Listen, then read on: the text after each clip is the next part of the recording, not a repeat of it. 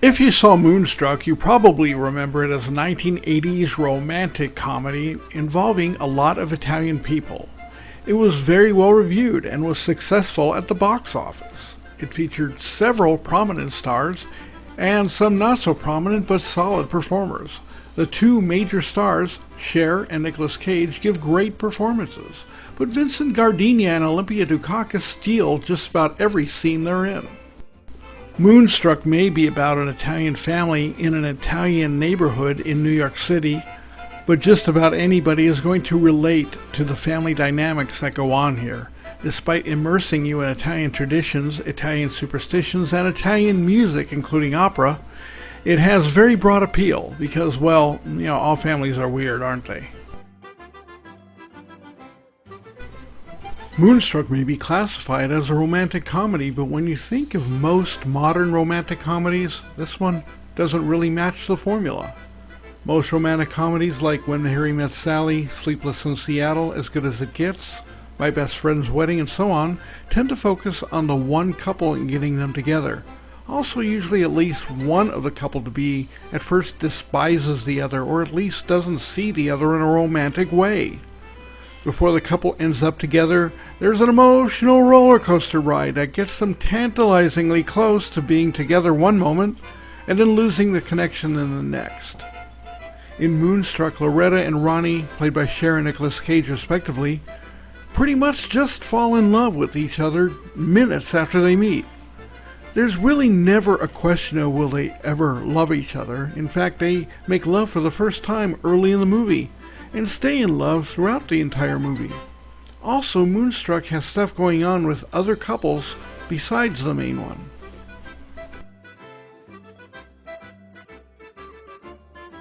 So what's going on with this movie?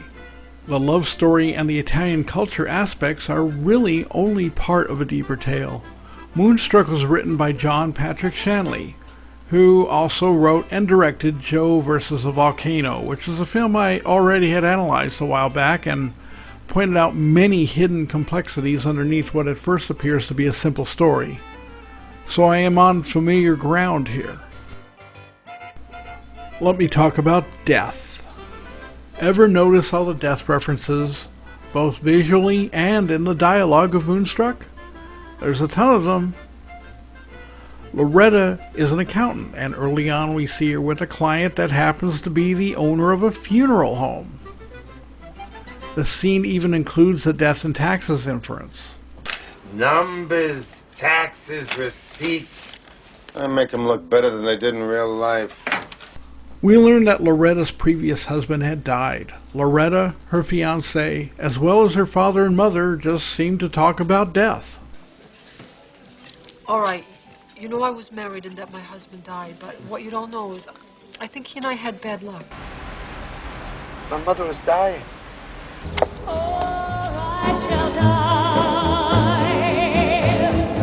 I can't sleep anymore. It's too much like death.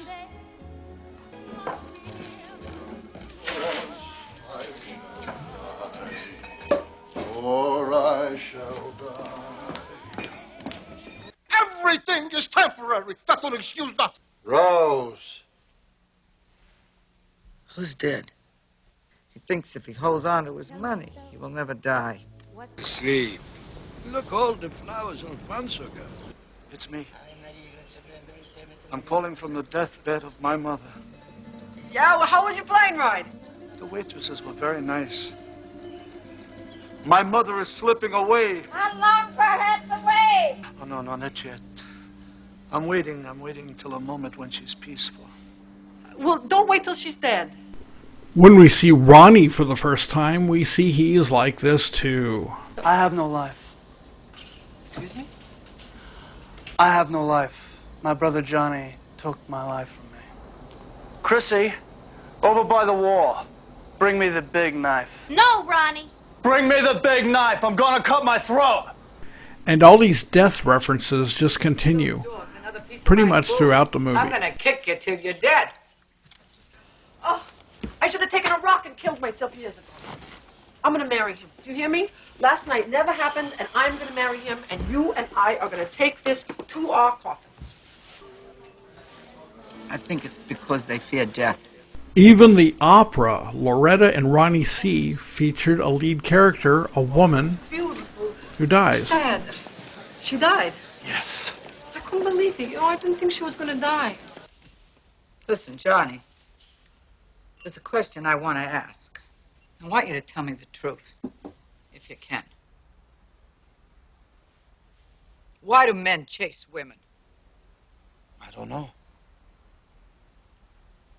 Maybe because he fears death. That's it. That's the reason. I don't know. No, that's it. No. Thank you. Thank you for answering my question. Cosmo, What? I just want you to know, no matter what you do, you're gonna die, just like everybody else.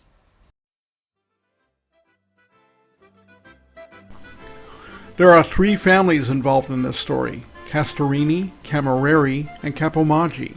Notice that these names, besides being Italian, start with the letter C, have the same number of syllables, and sound similarly. Rose, Olympia Dukakis, Cosmo, Vincent Gardenia, and Loretta Castorini, along with both Camerari brothers, Ronnie and Johnny, played by Danny Aiello, all seem to share an obsession with death. It's in their surroundings and in their conversations. They can't seem to go 2 sentences without mentioning death.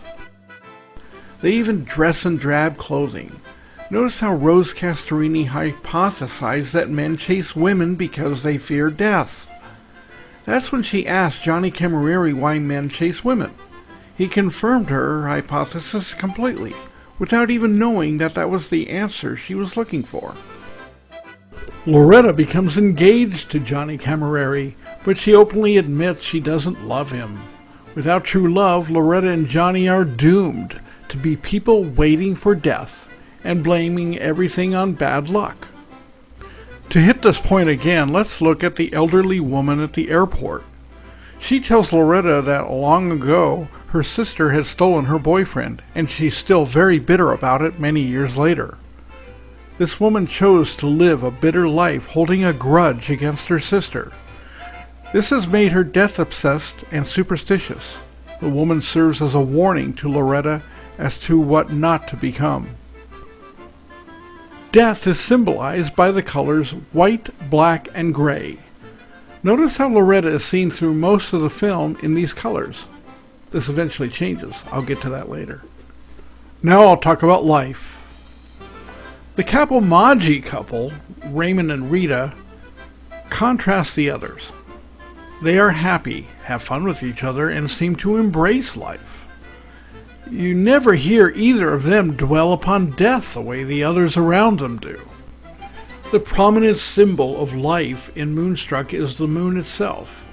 Just like in John Patrick Shanley's Joe versus a Volcano, a full moon is a significant symbol. Those who see the moon seek life. Those who look down and don't bother to notice or care are obsessed with death. Raymond Capomaggi sure notices the moon. It energizes him. Yet when he brings up the full moon to Cosmo, Cosmo isn't interested. I never told you this, because it's not really a story. But one time, I woke up in the middle of the night because of this bright light in my face, like a flashlight. I couldn't think of what it was. I looked out the window, and it was the moon, as big as a house. I'd never seen the moon so big before or since. I was almost scared, like it was going to crush the house. And I looked down, and standing there in the street was Cosmo, looking up at the windows. This is the funny part. I got mad at you, Cosmo. I thought you had brought that big moon over to my house because you were so in love and woke me up with it. I was half asleep, I guess. I didn't know any better. You were altogether asleep. You were dreaming. No. You were there. I don't want to talk about it. The moon even makes Raymond appear younger. To his wife, anyway. What? Look, Oh. it's Cosmo's moon. What are you talking about? Cosmo can't own the moon. It's that moon I was talking about at dinner.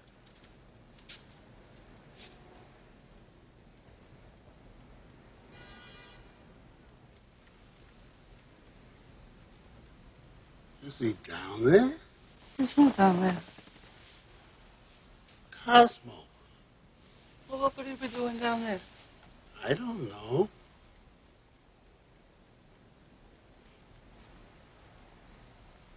You know something? In that light,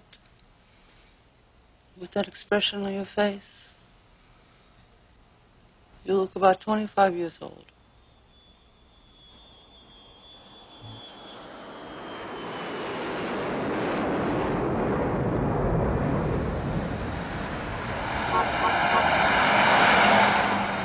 Now, Rose, as we know, is obsessed with death like her husband. She's changing, however. The full moon that appears in the middle of the movie attracts her, while Cosmo sleeps unaware.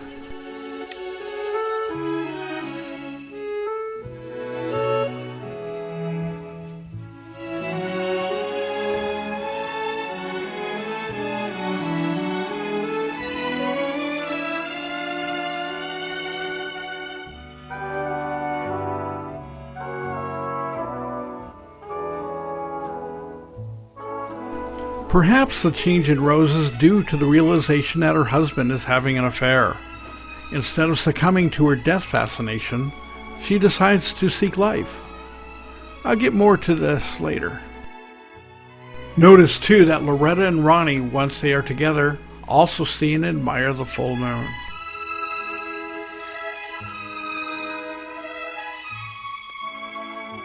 What's the matter? Nothing. I'm looking at the moon.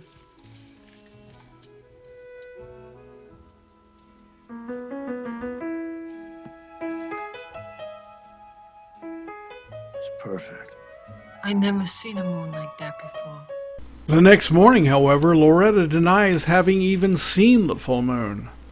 Without her true love, Ronnie, she goes back to her death-oriented way of seeing the world. You with the stars in your eyes. What's the matter with him? You got me. See that moon last night? What moon? Did you see it? No. Oh. There's even a full moon in the story in the opera. It's in the backdrop of the two lovers. So in understanding the moon equals life theme, we now know that certain characters who have the death obsession problem are seeking out life. Now I'll talk about another symbol in the movie, the wolf.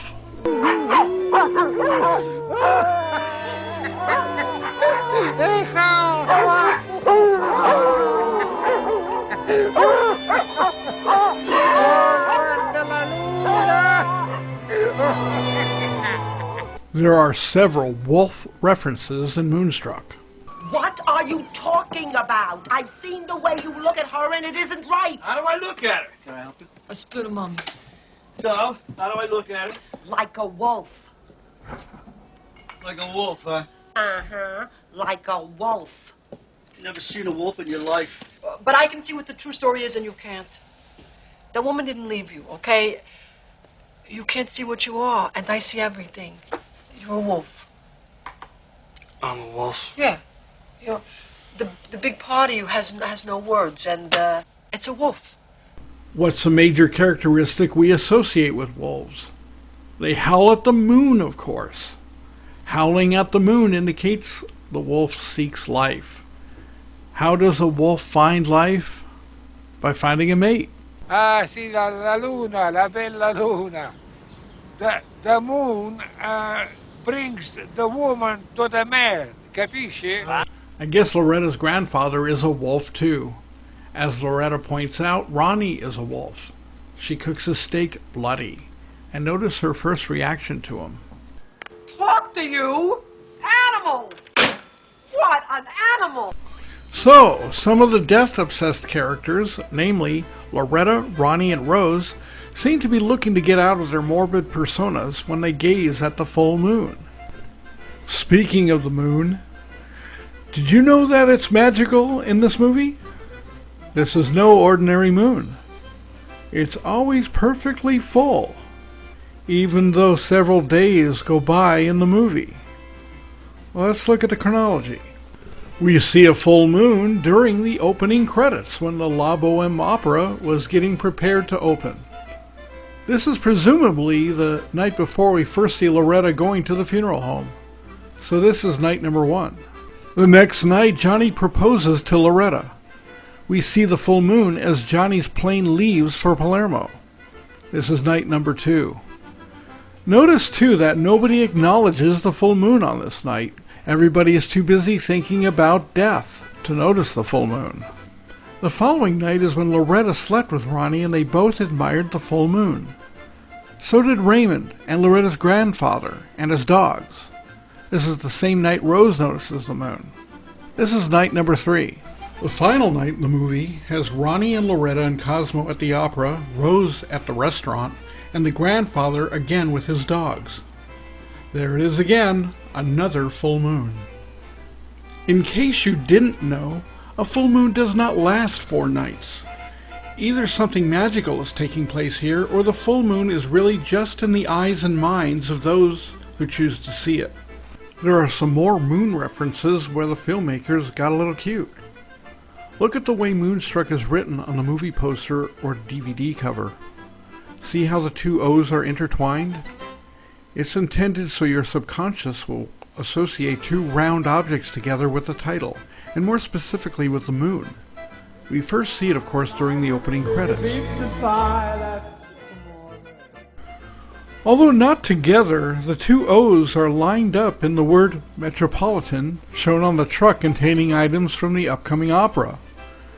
It can also be noted that the word Metropolitan begins with M, ends with N, and has 2 O's inside. At the Grand Ticino Italian Ristorante, the 2 cups of espresso form the 2 O's.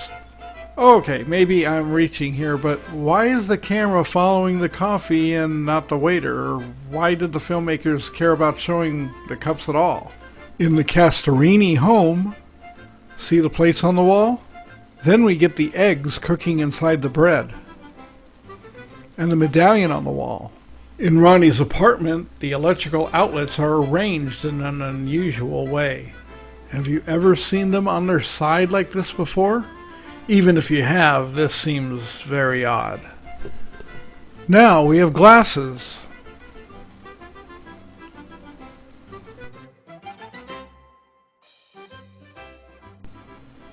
And finally, the 2 ancestors shown at the very end suggest the 2 O's in the way they are framed.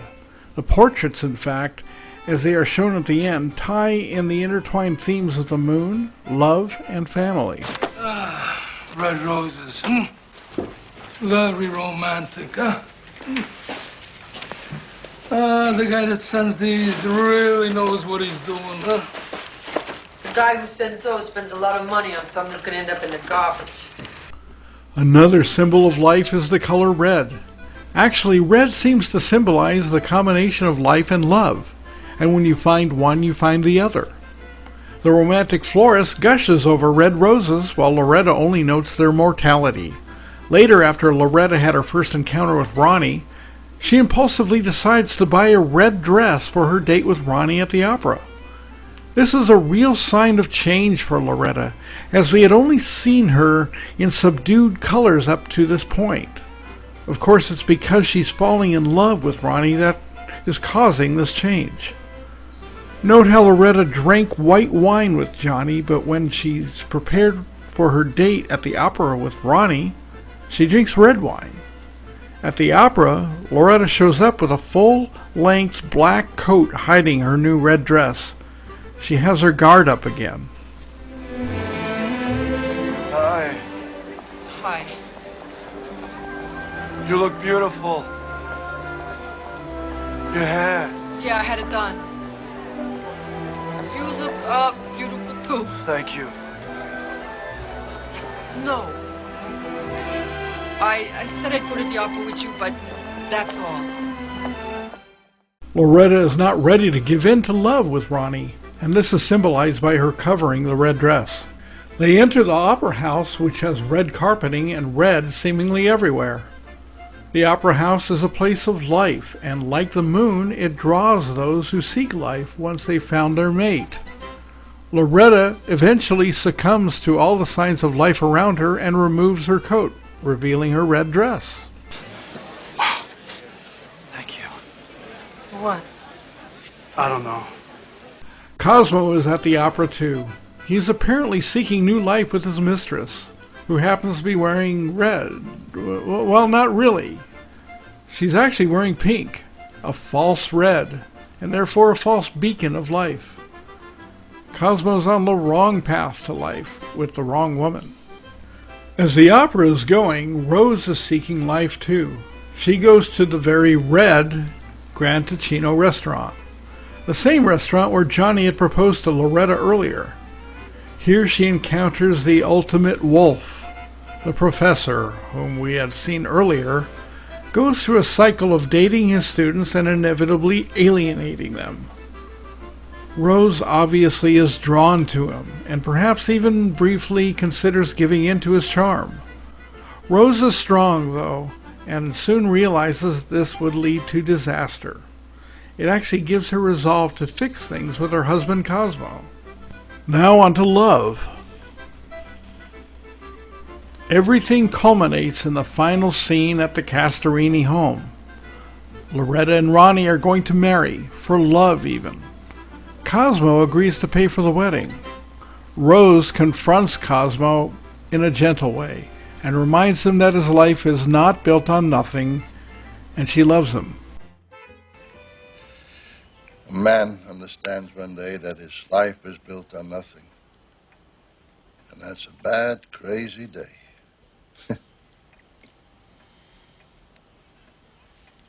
Your life is not built on nothing. Ti amo. Anch'io ti amo. Ultimately, Moonstruck is a fable of the zest for love and life, and how you can't have one without the other. Without them, you are just waiting for death. It's cliché, but the movie does this extraordinarily well, with its story, characters, and symbolism. At the end, everybody who found love is happy.